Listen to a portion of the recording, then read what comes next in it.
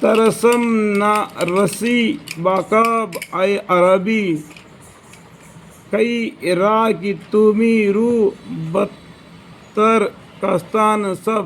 آقا کا حکم ہے کہ قرآن پاک کو پھیلاؤ، مگر ہمارے اعمال ہے جو کوشش اس کے کروٹ میں ہو سکے ذریعہ نہ کرے۔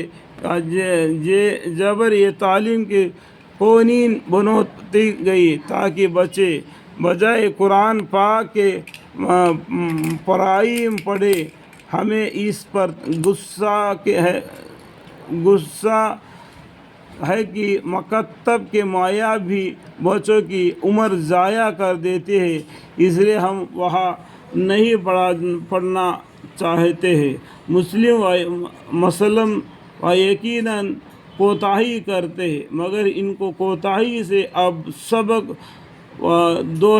دوش ہو جاتے ہیں، یا آپ پر سے قرآن پاک کی اسعاد کا فرائض ہٹ جاتا ہے۔ اس صورت میں تو یہ فرائض آپ پر عائد ہوتا ہے۔ وہ اپنی کوتاہیوں کے جو عابد ہے،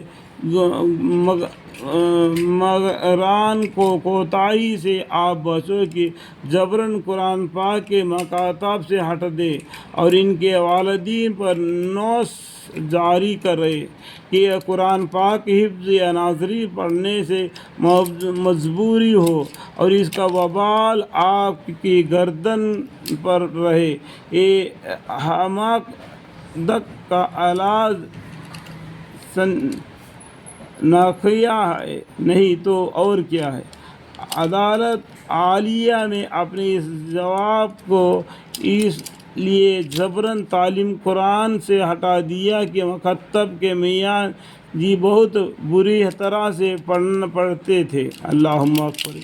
آپ خود ہی سوچ لیجئے کہ کتنا وہ ذوق رکھتا ہے بننے کی دکان پر جانے کے واسطے، یعنی اپنے دکان پر جانے کے لیے کتنا شوق رکھتا ہے، اپنے دینی کاروائی پر کتنا شوق ذوق رکھتا ہے۔ قرآن شریف کو بھی پڑھنے کے اتنا ہی شوق جوش اور خوشی دل سے پڑھنا چاہیے۔ ایک انگریزی کی چاکری کے واسطے 3 یا 4 کی تعلیم اہمیت رکھتے ہو، مگر اللہ کی یہاں تعلیم قرآن سب سے اہم ہے۔ خوشی آواز سے پڑھو، جیسا کہ اس سے پہلے حدیث میں گزر چکا ہے، اور اس کے معنی میں غور کرو، یعنی تدبر کے ساتھ پڑھو۔ توریات سے احیا میں نقل کیا ہے کہ حق سبحانہ و تقدس ارشاد فرماتے ہیں، اے میرے بندو، تجھے مجھ سے شرم نہیں آتی؟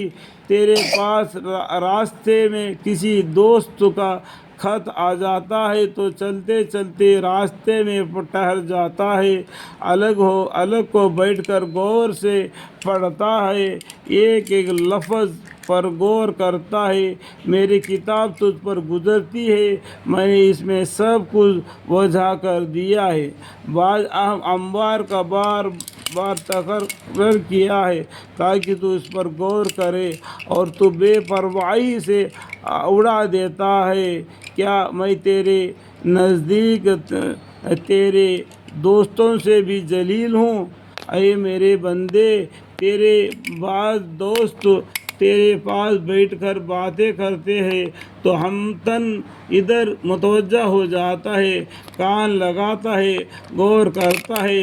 کوئی بس میں تجھ سے بات کرنے لگتا ہے تو اشارے سے اس کو روکتا ہے، یعنی بیچ میں کوئی بات کرنے کو آتا ہے تو اس کو اشارے سے روکتا ہے، یعنی دوستوں کے ساتھ اتنا مشغول رہتا ہے۔ کیا کلام پاک کو پڑھنے سے کون سی تم کو منع ہو گیا کہ قرآن کو بھی اتنا غور فکر سے پڑھنا چاہیے تھا؟ منع کرتا ہے، میں تجھ سے اپنے کلام کے ذریعہ سے باتیں کرتا ہوں، یعنی اللہ تعالیٰ قرآن شریف کے ذریعہ سے ہم سے باتیں کرتے ہیں، اور تو ذرا بھی متوجہ نہیں ہوتا۔ کیا میں تیرے نزدیک تیرے دوستوں سے بھی زیادہ ذلیل ہوں؟ اللہم اغفر۔ تدبر اور غور کے متعلق کچھ مقدمے اور کچھ حدیثیں کے ذیل میں مذکور مذکور مجبور آ چکا ہے. اللہم اغفر